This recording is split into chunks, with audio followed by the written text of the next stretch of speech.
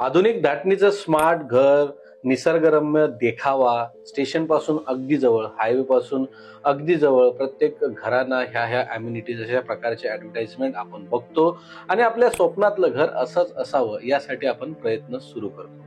आणि अशी ऍडव्हर्टाइजमेंट बघितल्यानंतर आपल्याला वाटतं की हे घर आपल्याला नक्कीच घ्यायला पाहिजे. त्यासाठी मग आपल्या डोक्यामध्ये आकडेमोड सुरू होते की माझ्या बँकेत एवढे पैसे आहेत, हा घर इतक्या रुपयाचा आहे, त्यामध्ये मला इतकं लोन मिळतोय, माझ्याकडे डाऊन पेमेंट करण्यासाठी एवढा पैसा आहे आणि अशा प्रकारे आपण मग ती घर घेण्याची तयारी सुरू करतो. पण जेव्हा प्रत्यक्षात घर घ्यायला जातो तेव्हा आपल्याला बऱ्याचशा गोष्टीचं आकलन होते आणि बरेचसे धक्केही बसतात. समजा एखादा घर जो तुम्हाला आवडला आणि त्याची किंमत 50 लाख रुपये आहे आणि 50 लाख रुपयाप्रमाणे तुम्ही सगळ्या गोष्टींची तयारी केलेली आहे, पण जेव्हा प्रत्यक्षात घर घ्यायला जाता तेव्हा अशा अनेक प्रकारचे छुपे खर्च तुम्हाला अचानक येतात, ज्याला आपण हिडन कॉस्ट म्हणतो. आणि या चार्जेसची आपली खरोखरच मानसिक तयारी नसते. मग घर जेव्हा आपण घेतोय तेव्हा घराच्या मूळ किमती व्यतिरिक्त अशा किती प्रकारचे हिडन कॉस्ट, हिडन चार्जेस असतात, ज्यामुळे तुमच्या घराच्या मूळ किमतीची रक्कम जी आहे ती वाढू शकते. आजच्या व्हिडिओमध्ये अशाच वेगवेगळ्या प्रकारचे हिडन कॉस्ट आणि छुप्या खर्चांबद्दल आपण माहिती घेऊया. याचं आकलन करून घ्या, हे माहित करून घ्या, ज्यामुळे प्रत्यक्षात जेव्हा तुम्ही घर घ्यायला जाल तर या सगळ्या गोष्टीची पूर्वतयारी, मानसिक तयारी तुमची असेल आणि तुम्हाला धक्का बसणार नाही. तत्पूर्वी चॅनलवरती जर तुम्ही नवीन असाल, चॅनल सबस्क्राईब केलं नसाल तर चॅनलला सबस्क्राईब करा. हा व्हिडिओ गरजू लोकांपर्यंत नक्की पोहोचवा. माझं नाव आहे जय नाईक आणि आपण बघत आहात विराट प्रॉपर्टीज.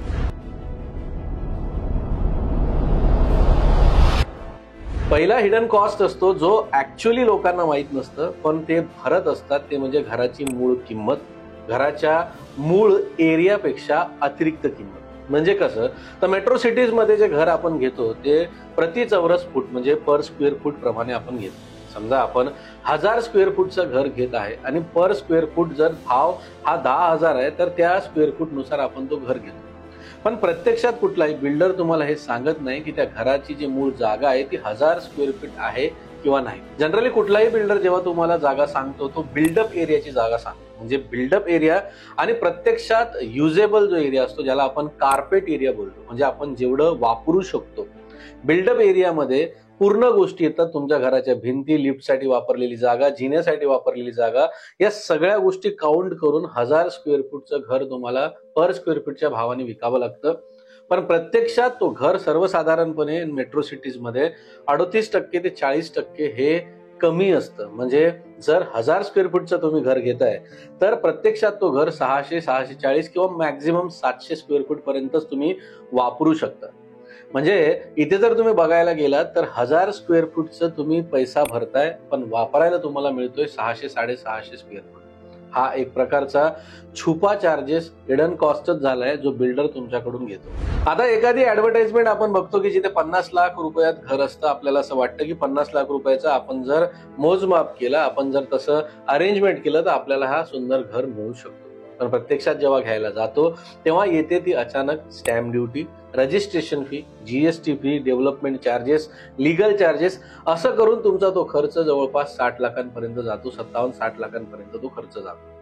यावेळेस ज्यांना कोणाला माहित नसतं की 50 लाख त्या फ्लॅटची किंमत आहे आणि वरती जे रजिस्ट्रेशन फी आहे, स्टॅम्प ड्युटी फी आहे, जे गव्हर्नमेंटला जातात, लीगल फी आहे, डेव्हलपमेंट चार्जेस आहे, या सगळ्या गोष्टी बिल्डरला आणि काही वकिलांना जातात, याची तयारी माणसांची नसते किंवा माहीत नसतं. त्यामुळे हा सुद्धा एक प्रकारचा एक छुपा चार्जेस आहे. काही मार्केटिंग करताना, ऍडव्हर्टाइजमेंट करताना बिल्डर जे आहे ते 50 लाख रुपयात ऑल इन्क्लुडिंग पॅकेज सांगतात.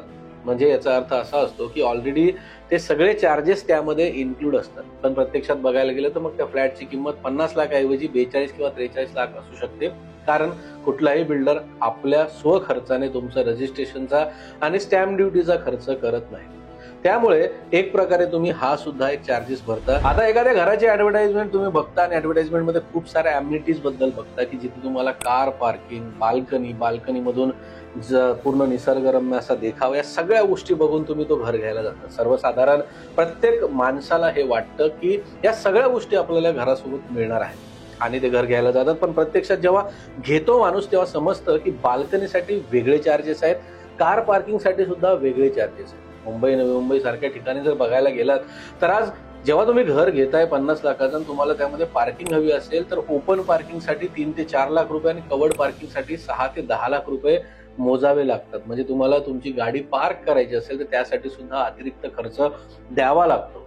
हे अम्युनिटीज ज्या सगळ्या ऍडव्हर्टाइजमेंट दाखवतात ते पुरवतात, पण प्रत्येक अम्युनिटीसाठी तुम्हाला वेगवेगळा खर्च द्यावा लागतो. तर असतो प्रिफरन्शियल लोकेशन चार्जेस म्हणजे PLC. आता एखाद्या कोणी व्यक्तीला पूर्व दिशेलाच घर हवंय, पश्चिम दिशेलाच घर हवंय, कोणाला दक्षिणमुखी घर नकोय, कोणाला ह्या कोपऱ्यात नकोय, कोणाला ह्या लोकेशनला नकोय किंवा ह्या दिशेला नकोय. अशा वेळेस बिल्डरकडे तर खूप सारे युनिट्स अवेलेबल असतात, खूप सारे फ्लॅट्स अवेलेबल असतात.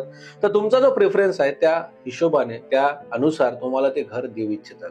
पण या गोष्टीसाठी तुम्हाला वेगळा चार्ज करतात. सगळ्यांचा प्रेफरन्स असतो की पूर्वमुखी घर असायला हवा. सगळ्यांचे वास्तूनुसार जे घर असतात ते बिल्डरला सुद्धा या वास्तूच्या टेक्निकल गोष्टी माहीत असतात.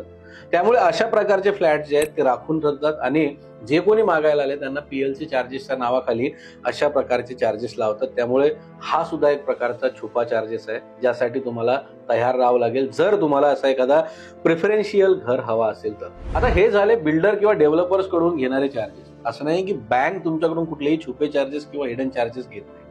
जेव्हा तुम्ही 50 लाखाचं घर घ्यायला जाता तेव्हा तुम्ही लोन करता. लोन करत असताना बँक तुम्हाला सांगते की एवढं पर्टिक्युलर रुपयाचं लोन तुम्हाला बसेल, त्यामध्ये हा रेट ऑफ इंटरेस्ट असेल, इतक्या वर्षाचा टेन्युअर असेल आणि यामध्ये ह्या प्रकारचा EMI असेल. एवढी एक प्राथमिक माहिती तुम्हाला प्रायमरी इन्फॉर्मेशन बँक देते आणि त्या हिशोबानेच तुम्ही तुमचं कॅल्क्युलेशन करता. आपल्याला माहित नसतं की नंतर अचानक जेव्हा डिस्बर्समेंटचा टाइम येतो, म्हणजे जेव्हा बँक तुम्हाला किंवा बिल्डरला पैसा देऊ करते त्यावेळेस काही अचानक जे तुम्हाला बेअर करावे लागतात, भरावे लागतात. ज्याला पहिला खर्च असतो बँकेचा प्रोसेसिंग फी. बँकेची प्रोसेसिंग फी बँकानुसार वेगवेगळी आहे, पण सर्वसाधारणपणे 0.5 ते 1% पर्यंत बँक, म्हणजे तुमचं 50-60 लाख रुपयाचं लोन असेल तर त्याच्यावरती 1% बँक ही प्रोसेसिंग फी म्हणून तुमच्याकडून चार्ज करते. मग या गोष्टीसाठी आपली मानसिक तयारी नसते की हे प्रोसेसिंग फीच्या नावाखाली कुठल्या प्रकारचा पैसा माझ्या समोर आलाय. तर ही प्रत्येक बँक जे आहे ही प्रोसेसिंग फी कंपल्सरी तुमच्याकडून चार्ज करते, ज्यामध्ये ते सगळ्या प्रकारचे चार्जेस. तर त्या चार्जेससाठी सुद्धा जे 0.5 ते 1% पर्यंत बँकानुसार वेगवेगळे असतात त्यासाठी तुम्हाला तयार राहायचं आहे जेव्हा प्रत्यक्षात तुम्ही घर घ्यायला जाता. नंतर काही बिल्डिंग्समध्ये युटिलिटी चार्जेस सुद्धा ऍप्लिकेबल असतात. म्हणजे जेव्हा तुम्ही घरामध्ये राहायला जाता पोझिशनच्या वेळेस तुमच्याकडून काही चार्जेस घेतले जातात, ते इन्क्लुडिंग त्याच प्राइसिंग मध्ये असतात असं नाही. ते नंतर जेव्हा तुम्ही पोझिशन घ्यायला जातात तेव्हा त्यावेळेस ते चार्ज तुम्हाला केलं जातं, ज्यामध्ये मग इलेक्ट्रिसिटीची जोडणी असेल, पाण्याची जोडणी असेल, वेगवेगळ्या प्रकारचे जे त्यावेळेस युटिलिटीज ज्या तुम्ही घेतलेल्या आहेत त्यासाठी. आणि जर तुम्ही ते घेतलेही नसेल तरी ते सोसायटीसाठी घेतलेले आहेत तर तुम्हाला सुद्धा कंपल्सरी तो चार्जेस द्यावा. काही बिल्डिंगमध्ये देखभाल खर्च म्हणजे मेंटेनन्स खर्च सुद्धा ऍप्लिकेबल असतो पोझिशनच्या टाइमला. म्हणजे पूर्ण वर्षाचा मेंटेनन्स जो आहे तो ऍडव्हान्स मध्ये तुमच्याकडून चार्ज केला जातो. त्याशिवाय कधी कधी काही जे बिल्डर्स आहेत, डेव्हलपर्स आहेत, ते पोझिशन सुद्धा देत नाही. ते चार्जेस भरल्यानंतरच पोझिशन तुम्हाला मिळतो.